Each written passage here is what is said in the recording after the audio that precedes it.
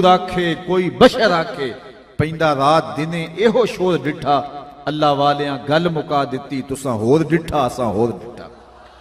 تم نے حلیمہ کی بکریوں کے پیچھے پیچھے دیکھا ہے، سدرہ پر جبریل کے آگے آگے نہیں دیکھا۔ اور اقبال کہتا ہے تو نے یوسف کو کنویں میں دیکھا تو کیا دیکھا، ارے ناداں جو مطلق تھا مقید کر دیا تو نے۔ اللہ اکبر۔ تو کہا واپسا جو سوال پوچھنے آئے ہو تم خود پوچھو گے یا میں بتاؤں کیا پوچھنے آئے ہو؟ عرض کی حضور اگر آپ بتا دیں پھر تو کمال ہو جائے۔ فرمایا تم خیر اور شر کے بارے پوچھنے آئے ہو، اچھائی کیا ہوتی ہے، برائی کیا ہوتی ہے، یہی سوال تھا؟ جی حضور یہی سوال تھا۔ کہا اس کا جواب مجھ سے لینا یا اپنے آپ سے لینا ہے؟ عرض کی جواب آتا ہوتا تو سوال ہی کیوں بنتا؟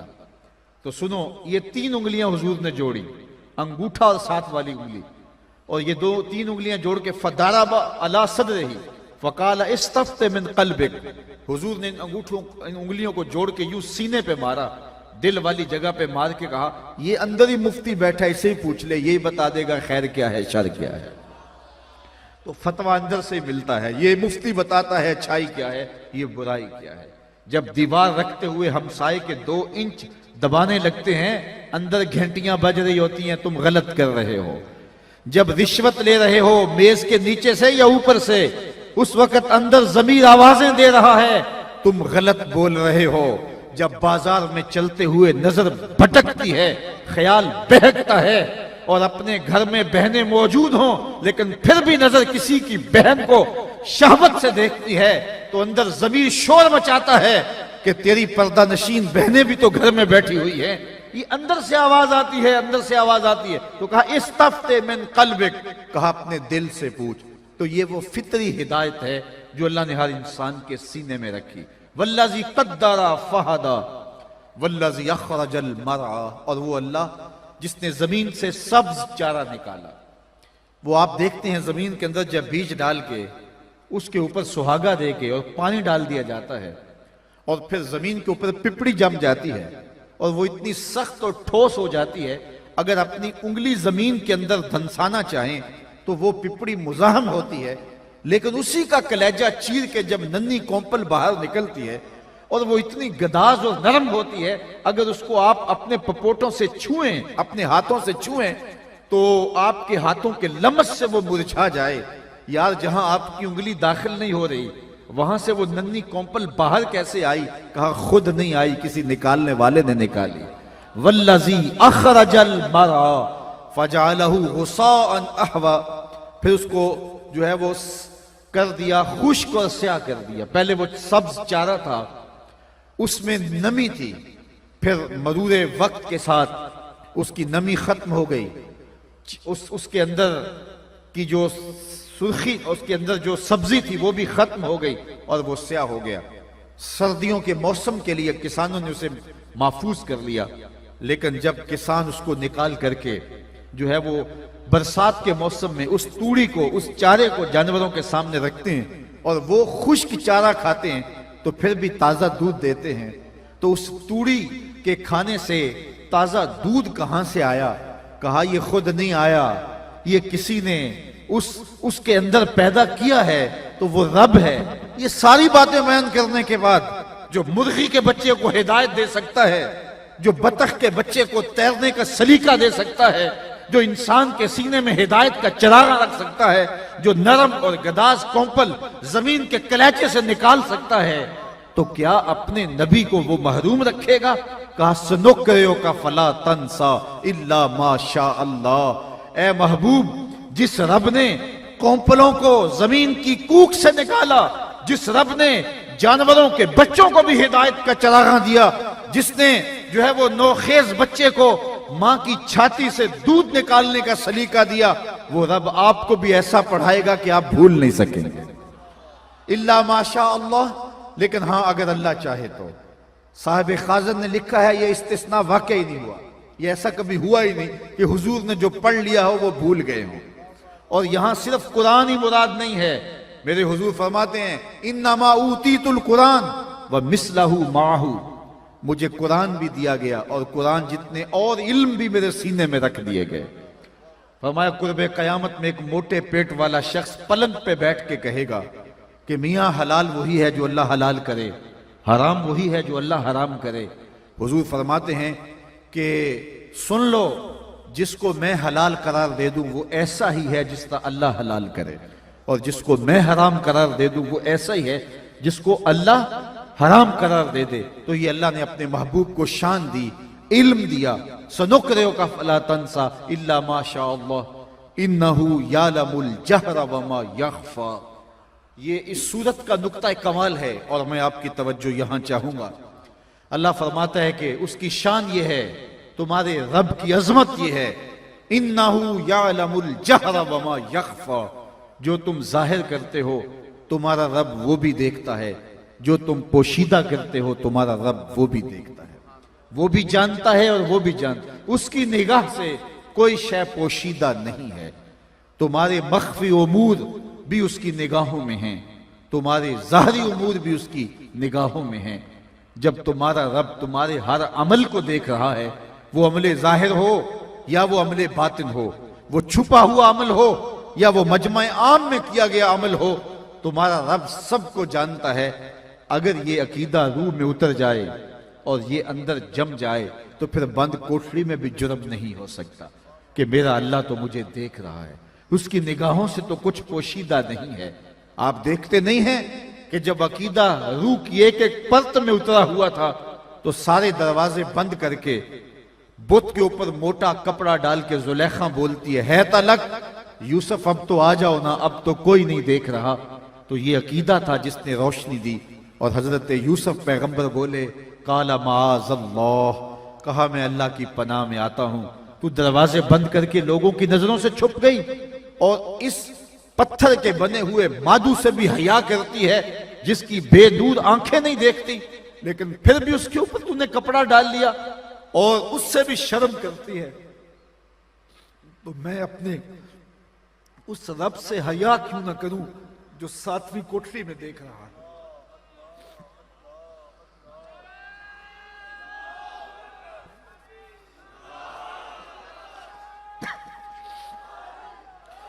تو کہا کہ جب تو اس سے بھی حیا کرتی ہے، میری بات کی طرف توجہ کیجئے، یہ اس سورت کا نقطہ کمال ہے۔ اس سورت میں جو مضمون باندھا گیا، اب یہاں آ کر کے یہ نقطہ عروج ہے، اس کو سمجھنے کی ضرورت ہے، اور یہ ہماری زندگی میں داخل ہو جائے تو ہماری زندگی منظم ہو جائے گی، ہماری نسلیں منظم ہو جائیں گی۔ آج باپ یہ سمجھتا ہے کہ میں نے دروازے مکفل کر دیے ہیں، میرے گھر کی چار دیواری بہت اونچی ہے، میری بیٹیاں بھی محفوظ ہیں، میرے بیٹے بھی محفوظ ہیں، لیکن وہ نہیں سمجھتا کہ شیطان بیٹی اور بیٹے کے بستر میں گھسا ہوا ہے۔ یہ سوشل میڈیا کی قیامت نے زندگی کے تقدس کو چھین لیا ہے، اور بند کمرے کے اندر آنکھوں کا حیا رخصت ہو گیا، آنکھوں کی شرم اڑ گئی۔ حضرت یوسف علیہ السلام کا عمل دیکھیے، جب ساتوں دروازے مکفل ہو گئے اور بت کے اوپر بھی زلیخا پردہ ڈال کر کے بولتی ہے تلک یوسف اب تو آ جاؤ نا، اب تو کوئی نہیں دیکھ رہا، تو جناب یوسف بولتے ہیں قال معاذ اللہ، کہا میں اللہ کی پناہ میں آتا ہوں، تو لوگوں کی نظروں سے چھپ گئی نا دروازے بند کر کے، اور اس بے نور آنکھیں رکھنے والے اس مٹی یا پتھر کے مادو کے اوپر بھی تو نے کھیس ڈال لیا تاکہ مجھے اس سے بھی حیا آتی ہے۔ کہا تو چھپ گئی ہے، میں اس خدا سے کیسے چھپوں جو ساتویں کوٹڑی میں بھی دیکھ رہا ہے۔ پھر اتنی روشنیاں برسیں، اتنے اجالے برسے کہ گناہ کا تصور بھی محال ہو گیا۔ جب یہ یقین بندے کی روح میں اتر جاتا ہے کہ میرا مالک مجھے دیکھ رہا ہے، تو پھر ساتویں کوٹڑی میں بھی جرم نہیں ہوتے۔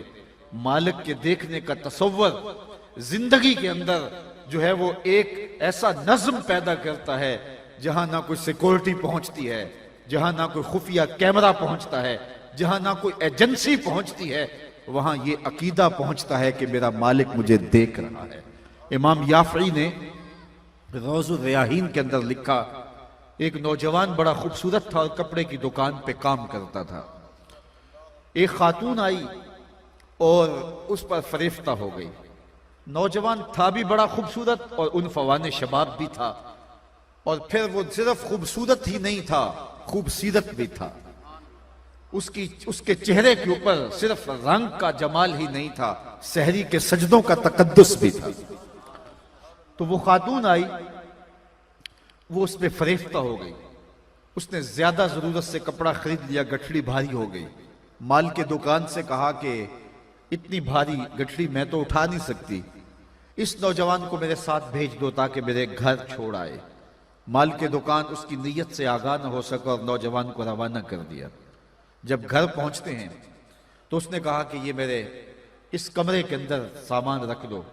وہ اندر داخل ہوا تو اس نے دروازہ بند کر دیا، حیا سوز لباس بھی اتار پھینکا اور اس نوجوان کو دعوت گناہ دینے لگے، اور وہ بار بار یہی کہتا تھا، میرا اللہ مجھے دیکھ رہا ہے، میرا اللہ مجھے دیکھ رہا ہے، میرا اللہ مجھے دیکھ رہا ہے۔ لیکن وہ تھی کہ اپنے جذبات سے مغلوب نوجوان نے سمجھا کہ کہیں ایسا نہ ہو کہ شیطان میرے اوپر حملہ آوری نہ ہو جائے، کیونکہ یہ سب سے نازک مرحلہ ہوتا ہے، شیطان کا سب سے باریک اور ریشمی جال یہی ہوتا ہے۔ حضرت سعید ابن المسیب جلیل القدر تابعی ہیں، آنکھوں سے نابینے تھے، 80 سال کی عمر تھی اور موت و زندگی کی کشمکش میں ہیں۔ کوئی شخص گیا حال پوچھنے کے لیے، کہا حضرت کیسے حال ہیں؟ کہا اللہ کا شکر ہے، شیطان جس روپ کے اندر بھی آ کر میرے اوپر حملہ آور ہو، میں اس کا مقابلہ کرنے کی طاقت رکھتا ہوں، اللہ نے مجھے باطن کا اتنا نور دیا ہے۔ لیکن پھر ٹھنڈی آہ بھر کے کہنے لگے، ہاں اگر عورت کے روپ میں آ جائے تو کچھ کہہ نہیں سکتا۔ یہ کون کہہ رہا ہے جس کی عمر 80 سال ہے؟ یہ کون کہہ رہا ہے جو بڑھاپے کی عمر میں آنکھوں میں روشنی نہیں ہے، زندگی اور موت کی کشمکش میں ہے اور تابع رسول ہے؟ اور یہاں ہٹا کٹا پیر کہتا ہے کہ بے پردہ عورتیں میری ٹانگیں دبائیں تو مجھے کوئی فرق نہیں پڑتا، میرا باطن اتنا ستھرا، جھوٹ بولتا ہے۔ نگہ باں بن کے جو اہل چمن کی آبرو لوٹے، چمن والو عقیدت چھوڑ دو ایسے نگہ باں کی۔ شریعت کے ضابطے ہیں، شریعت کی اقدار ہیں، تو یہ بڑا نازک اور حساس جال ہوتا۔ اس نوجوان نے سوچا کہیں ایسا نہ ہو کہ شیطان میری زندگی کی ساری کمائی لوٹ لے۔ یار گھر بناتے بناتے زندگیاں گزر جاتی ہیں اور ڈاکو آتے ہیں 2 منٹ میں صفایا کر دیتے ہیں۔ زندگی کے تقدس کو قائم کرتے کرتے کتنے تقوی، کتنی احتیاطیں، کتنی نظروں کی حیائیں اور کتنے مراحل سے گزرنا پڑتا ہے، اور جب جوانی لٹتی ہے تو 2 گھڑیاں بھی نہیں لگتی۔ اس نوجوان نے سوچا میری کمائی نہ لٹ جائے، میری زندگی برباد نہ ہو جائے۔ تو جب اس کو کوئی راستہ فرار کا نہیں مل رہا تھا تو اس نے اس عورت کو کہا، اگر تو اجازت دے تو ذرا میں واش روم سے نہ ہوا ہوں۔ اس نے کہا جا جلدی کر۔ وہ گیا اور واش روم میں اس نے حاجت کی اور پاخانہ اپنے پورے بدن پہ ہی مل لیا، اور اسی حالت میں جب باہر آیا تو عورت کو تعفن اور گھن آنے لگی۔ اس نے دروازہ کھول دیا، تو اتنا خوبصورت تھا، لیکن کیا تو نے کرتوت کیا، کیا کام کیا، نکل جا یہاں سے۔ دروازہ کھول دیا۔ اللہ اکبر، وہ نوجوان گھر سے باہر نکل رہا تھا اور دل ہی دل میں شکر ادا کر رہا تھا، مالک میرا تن تو گندا ہو گیا، من تو ستھرا رہا۔ کائنات کا سب سے حسین چہرہ وہ ہوتا ہے جو جنسی کالک سے محفوظ ہو۔ اگر جنسی کالک لگی تو کچھ نہیں باقی بچے گا، دل کالا ہو گیا تو کچھ باقی نہیں بچے گا۔ سلطان باہو بولے کہ دل کالے نالوں منہ کالا چنگا، جے کو یہ رمز پچھانے ہو، اس کا بدن تو لبریز ہو گیا غلاظت سے لیکن دل ستھرا رہا۔ یافی علیہ رحمہ فرماتے ہیں کہ باہر جا کے اس نے ایک چشمے پہ غسل کیا، پھر جب تک زندہ رہا اس کے بدن سے مشک و عنبر کی خوشبو آیا کرتی تھی، اور جب فوت ہو گیا لوگوں نے دفن کر دیا، یہ خوشبو اس کی قبر کی مٹی سے بھی آیا کرتی تھی۔ تو اپنی آنکھوں پر جب حیا کا بندہ پہرا بٹھاتا ہے اور اس عقیدے کے ساتھ کہ میرا مالک مجھے دیکھ رہا ہے، ارا زبیبا نملۃ السودا، کالی رات کے اندھیرے میں کالے سیاہ پہاڑوں کے دامن میں گہرا غار ہو اور اس غار میں چیونٹیوں کا سوراخ ہو اور اس میں ننھی سی چیونٹی چل رہی ہو، اس کے مہین اور نازک قدموں سے سینہ سنگ کے اوپر جو وہمی اور گمانی لکیر بنتی ہے جس کو خوردبین سے دیکھنا بھی ممکن نہیں، تمہارا رب اس کو یوں دیکھتا ہے جس طرح دیوار چین کو دیکھتا ہے۔ تو کیا دماغ کی سکرین پہ آنے والے خیالات سے غافل ہے؟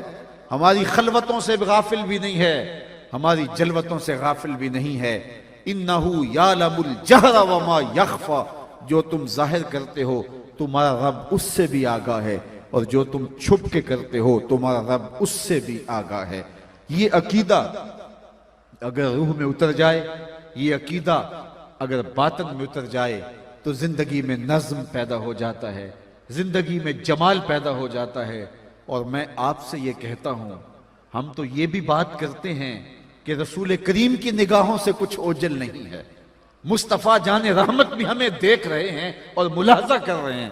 اور اگر یہ عقیدہ صرف مناظرے کے لیے نہیں رکھا ہوا بلکہ یہ عقیدہ ہماری روح میں اترا ہوا ہے تو پھر بند کمرے میں جرم کرتے شرم آنی چاہیے کہ اللہ کے رسول بھی دیکھ رہے ہیں، مالک بھی دیکھ رہا ہے، اس کا رسول بھی دیکھ رہا ہے، تو پھر زندگی میں کیوں نظم پیدا نہیں ہوگا، زندگی کیوں خوبصورت کیوں نہیں ہوگی۔ انہو یعلم الجہر وما یخفا ونیسرک للیسرا۔ پھر ارشاد فرمایا ہم دین کے کام کو، اس عمل کو آسان کر دیتے ہیں۔ اللہ اکبر۔ اگر کوئی چاہے نا دین پہ چلنا تو اس کے لیے مشکل نہیں ہوتا، اور اگر کوئی نہ چاہے تو اس کے لیے صبح کا اٹھنا ہی بڑا مشکل ہوتا ہے۔ صبح بستر سے نکل کر کے، صبح تڑکے دھند بھی پڑی ہو، موسم کے اندر بھی شدت کی سردی ہو اور پانی بھی یخ بستہ ہو، تو بستر سے نکل کے ٹھنڈے پانی سے وضو کر کے نماز پڑھنا تو 2 سجدے بھی مشکل ہو جاتے ہیں۔ لیکن اگر دل کا تعلق رب سے جڑا ہو تو پھر تہجد کے سجدے بھی مشکل نہیں ہوتے۔ اللہ فرماتا ہے جس کے لیے ہم چاہتے ہیں آسان کر دیتے ہیں، مشکل سہی سحری کے سجدے، لیکن اگر کسی کی زندگی کی ساری خوشیاں ہی ان آنسوؤں میں رکھ دی گئی ہوں تو پھر اس کے لیے مشکل نہیں ہوگا کہ ہم اس کو آسان کر دیتے ہیں۔ ہم بطور رواج آج کل بولتے ہیں جی آج کل دین پہ چلنا بڑا مشکل ہے۔ یہ کون کہتا ہے؟ جو مسجد میں آتا ہے تو قالین بچھے ہوئے ہیں، ٹھنڈا پانی اور سردیوں میں گرم پانی دستیاب ہے، موسم کے مطابق ماحول میسر ہے، کبھی ہیٹر سلگ رہے ہیں کبھی اے سی چل رہے ہیں، اور مخملی مسلوں پہ سجدے کرنے والا کتنے نخرے سے کہتا ہے دوستوں میں بیٹھ کے آج کل دین پہ چلنا بڑا مشکل ہو گیا۔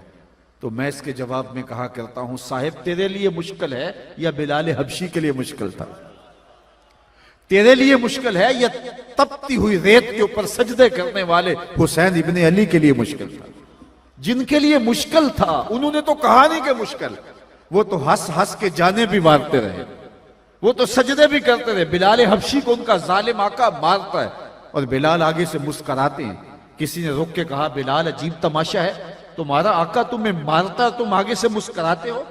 تو بلال حبشی نے جو جواب دیا وہ سننے کے قابل ہے۔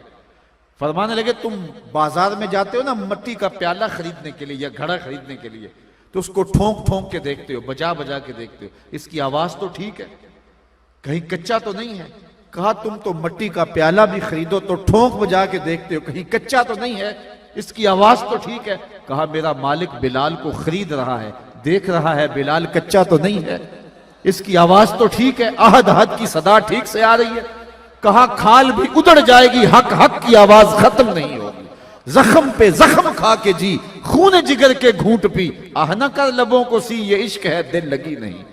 جب عشق کیا ہے، جب محبت کی ہے، یہاں تو جانے وارنی پڑتی ہیں، بزلے مالو جاہو نامو ننگ در طریق عشق اول منزل است۔ یہاں تو سب کچھ وارنے کے بعد کہا جاتا ہے یہ ابھی بیانہ ہوا ہے، ابھی سودا تو باقی ہے۔ یہاں تو سب کچھ قربان کر کے، سب کچھ وار کر کے پھر بھی کہا جاتا ہے حق تو یہ تھا کہ حق ادا نہ ہوا۔ تو اس لیے یہ کیا ہوا کہ دین پہ چلنا بڑا مشکل ہے؟ ہم تو ان لوگوں کو بھی دیکھتے ہیں جن کے سر پہ آرا رکھ کے پاؤں تک چیر دیا گیا لیکن انہیں اف تک نہیں کی۔ ان کی کہانی بھی نہیں بھول سکتے جن کی 2 ٹانگیں 2 اونٹوں کی پچھلی ٹانگوں سے باندھ دی جاتی ہیں اور کہا جاتا ہے دین سے منحرف ہو جا ورنہ ان اونٹوں کو ہانکا لگائیں گے تیرا بدن چر جائے گا۔ اور پھر اس کے پوچھتے ہیں بتا، وہ کہتا ہے لگا دو ہانکا، پھر ہانکا لگتا ہے، بدن چرتا ہے، خون کے سرخ سرخ قطرے گرتے ہیں، لیکن ہمیں تاریخ بتاتی ہے جب تک زبان بولتی ہے لفظ یہی تھے فزتو برب الکعبہ، کعبے کے رب کی قسم زندگی کی بازی جیت گیا۔ دین پہ چلنا مشکل نہیں ہے، یہ تو پھر آسان ہوتا ہے جب نظر گنبد خضرا کے مکین کے جمال پہ ہو، مانا کہ محبت کے سفر میں ہر گام پہ 100 مشکل ہے، لیکن یہ سفر آسان بھی ہے اگر ساتھ تمہارا ہو جائے۔ تو اس لیے فرمایا یہ دین مشکل نہیں ہے وَنُيَسِّرُكَ لِلْيُسْرَى فَذَكِّرْ إِن نَفَعَتِ الذِّكْرَى. فرمایا محبوب اس عمل تبلیغ کو جاری رکھیے، آپ تذکیر کرتے رہیے، نصیحت کرتے رہیے. نصیحت ضرور فائدہ دیتی ہے، کبھی ایسا نہیں ہو کہ نصیحت فائدہ نہ دے.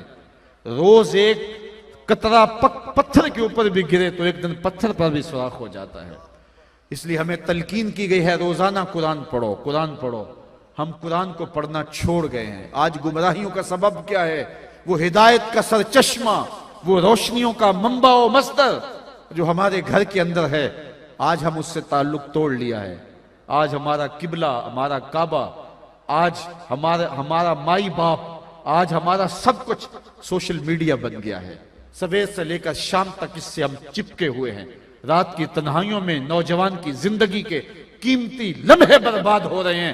یہ پتا چلے گا جب یہ بڑھاپے میں پہنچے گا کہ اس نے اپنے وقت کو کیسے برباد کیا اور اپنی سانسوں کو کیسے ضائع کیا، اور آخرت کے اندر اس کا حساب الگ دینے والا ہے. آپ جانتے ہیں قیامت کے دن زبان بند ہوں گی، ہاتھ بولیں گے. جس کے ہاتھ ہر وقت، جس کی ٹپس ہر وقت جو ہے وہ گندگی اور غلاظت دیکھتی رہیں، اس کی انگلیاں بولیں گی تو پھر وہ کتنا شرمسار ہوگا، کتنا شرمندہ ہوگا. یہ مختصر زندگی مالک کی دہلیز پہ لے آؤ، مالک کی چوکھٹ پہ لے آؤ. کہا مشکل نہیں ہے، یہ آسان ہے. آپ تبلیغ کا کام جاری رکھیں تو اس کا نتیجہ کیا ہوگا؟ ایک دن فرمایا کہ یہ بات اثر انداز ہوگی. روزانہ میں آپ کو کہتا ہوں 2 رکوع قرآن مجید کے اپنی زندگی میں شامل کرو. صبح کا آغاز قرآن مجید کی تلاوت سے کرو، اور اگر ہو سکے تو راتوں کی تنہائیوں میں کبھی قرآن پڑھا کرو. لوگ کہتے ہیں جی وہ فلاں خبر میں نے سنی، تو میاں آپ نے کیسے سنی؟ کہا رات نیند نہیں آ رہی تھی، میں چینل کھول کے بیٹھ گیا. میں نے کہا کاش نیند نہیں آ رہی تھی، قرآن کھول کے بیٹھ جاتے. میرے حضور نے فرمایا کہ راتوں کی تنہائیوں میں اٹھ کے قرآن پڑھو اور قرآن پڑھتے ہوئے رویا کرو. پھر فرمایا فَإِن لَمْ تَبْكُوا فَتَبَاكُوا، اگر رونا نہ آئے تو رونے کی کوشش کیا کرو. حضرت داتا گنج بخش علی حجویری علیہ رحمہ سے ایک مرید نے پوچھا حضرت اگر رونے کی کوشش کریں پھر بھی رونا نہ آئے؟ فرمایا پھر اپنے مقدر پہ رویا کرو. اتنے سنگ دل ہو گئے ہو کہ رونا چاہتے بھی ہو تمہاری آنکھیں آنسوؤں کا خراج نہیں دیتی ہیں. تو کتاب اللہ سے اپنے تعلق کو مضبوط کرو اور روزانہ 2 رکوع قرآن مجید کے اپنی زندگی میں شامل کر لو. اپنی صبح کا آغاز کلام اللہ کی تلاوت سے کرو. فرمایا گیا اگر تمہارا رب سے باتیں کرنے کو جی چاہے تو قرآن کھول کے بیٹھ جایا کرو. یہ رب سے ہم کلام ہونا ہے، یہ رب سے مخاطبہ ہے. تو فرمایا فَذَكِّرْ إِن نَفَعَتِ الذِّكْرَى سَيَذَّكَّرُ مَن يَخْشَى. ان قریب محبوب تیری نصیحت کو لوگ مانیں گے. کون؟ جن کے سینے میں خشیت ہے، جن کے سینے میں اللہ کا ڈر ہے، وہ تیری باتوں کو روح میں اتاریں گے. اللہ اکبر. وَيَتَجَنَّبُهَا الْأَشْقَى، لیکن دور کون رہے گا؟ یہ شقی القلب ہے، جو بدبخت ہے، وہ تیری بات نہیں سنے گا. تو کیا وہ نہیں سنے گا تو نہ سنے؟ نہیں، بلکہ فرمایا وَسَيَجَنَّبُهَا الْأَتْقَى الَّذِي يَصْلَى النَّارَ الْكُبْرَى. اللہ فرماتا ہم اس کو بڑی آگ میں ڈالیں گے. جس آگ کو میرے حضور بھی بڑی کہیں، میرا رب بھی بڑی کہے، وہ کتنی بڑی ہوگی. کہا پھر اس بڑی آگ میں ڈالیں گے. تو آگ میں ڈالا جائے گا تو وہ جلس جائے گا. کہا نہیں، ثُمَّ لَا يَمُوتُ فِيهَا، پھر وہ اس آگ میں مرے گا نہیں. چونکہ اچھا آگ میں مرے گا نہیں تو پھر جیے گا. کہا وَلَا يَحْيَا، جیے گا بھی نہیں. ایسی حالت ہوگی کہ نہ موت آئے گی. چونکہ موت آئے تو جان چھوٹ جائے، موت بھی نہیں آئے گی، زندگی بھی نہیں ہوگی. دائیں بھی آگ، بائیں بھی آگ، آگے بھی آگ، پیچھے بھی آگ، نیچے اور اوپر بھی آگ ہی آگ. اور یہ آگ تو جلاتی ہے اور خشک کرتی ہے. وہ آگ چپک جائے گی بدن سے، جس طرح تالکور یہ لوک چپک جاتی ہے، وہ بدن سے چپک جائے گی. اور یہ سخت اور بڑی آگ ہوگی. حضور نے ایک دن جبریل امین سے پوچھا مجھے جہنم کے عذابوں کا ذکر سناؤ. تو انہوں نے عرض کی اخف العذاب، سب سے ہلکا عذاب جو جہنمی کو دیا جائے گا وہ یہ ہوگا کہ جہنمی کے پاؤں میں آگ کا جوتا رکھا جائے گا. باقی سارا بدن اس کا آگ میں نہیں ہوگا. جو سب سے ہلکے عذاب میں ہوگا اس کے پاؤں میں آگ کا جوتا ہوگا. یغلی منہما دماغہ، اس کی حدت، شدت اور گرمی، حرارت اتنی ہوگی کہ دماغ پگھل کے ناک اور کانوں کے راستے سے باہر آ جائے گا. یہ سب سے ہلکے عذاب کی کیفیت ہے. اور جو سخت عذاب ہے اس کی کیفیت کیا ہوگی؟ تو کہا الذی یصلی النار الکبریٰ، اس کو بڑی آگ میں ڈالا جائے گا، ثم لا یموت فیہا، پھر اس وہ آگ میں مرے گا نہیں، تو پھر جیے گا، کہا ولا یحیا، جیے گا بھی نہیں، نہ موت نہ زندگی، عجیب کشمکش ہوگی جو اس کو سہنا پڑے گی۔ یہ تو اس کی سزا ہے جو اللہ کے حکموں کو توڑتا ہے اور اس کے حکموں سے منہ پھیرتا ہے۔ اب ٹھنڈی ہوا کی جھونکے بھی دیکھیے، قد افلح من تزکا، کہا ایک وہ ہے جس نے من کو ستھرا کیا، جس نے باطن کی صفائی کی، وہ فلاح پا گیا۔ وذکر اسم ربہ، اور اپنے رب کے نام کا وظیفہ پڑھا، فصلی، اور نماز 5 گانا کا اس نے اہتمام کیا۔ یہ وہ خوش نصیب ہوگا کہ جو فلاح پانے والا ہے، کامیابی اور کامرانی کے راہ پہ چلنے والا ہے، ذکر کی دھونی رما کر کے زندگی میں چراغاں کرتا ہے اور زندگی میں خوشبوئیں بکھیرتا ہے، یہ کامیاب ہے۔ اللہ اکبر، بل توثرون الحیات الدنیا۔ پھر حضرت انسان کی جو خصلت تھی اس کو بیان فرمایا، تم تو جیتی دنیا کے پیچھے ہی بھاگو گے، یہ جہاں تمہیں میٹھا لگتا ہے، اس کی شیرینیاں تمہیں بھا جاتی ہیں، یہ سب کچھ جاننے کے باوجود بھی یہ دنیا مختصر ہے، آخرت دائمی ہے، لیکن تم بھاگو گے اس دنیا کے پیچھے۔ بل توثرون الحیات الدنیا والآخرۃ خیر وابقی، حالانکہ آخرت بہتر بھی ہے اور دائمی بھی ہے۔ یہ ساری زندگی جو ہم گزارتے ہیں کتنی ہے؟ 50 سال، 60 سال، 70 سال، 100 سال لگا لیجئے، 100 سال کی ساری زندگی۔ اور آخرت کا یوم حشر قرآن بتاتا ہے محشر کا ایک دن 50,000 سال کا ہوگا، 50 سال کا نہیں، 100 سال کا نہیں، 50,000 سال کا ایک دن، اور پھر نہ ختم ہونے والی زندگی، مینڈے کی شکل میں موت کو بھی ذبح کر دیا جائے گا، اور پھر زندگی کا خاتمہ نہیں ہوگا۔ اگر عذابوں میں پھنس گیا تو پھنسا ہے، جنت کی بہاریں ہیں تو نصیب ہیں۔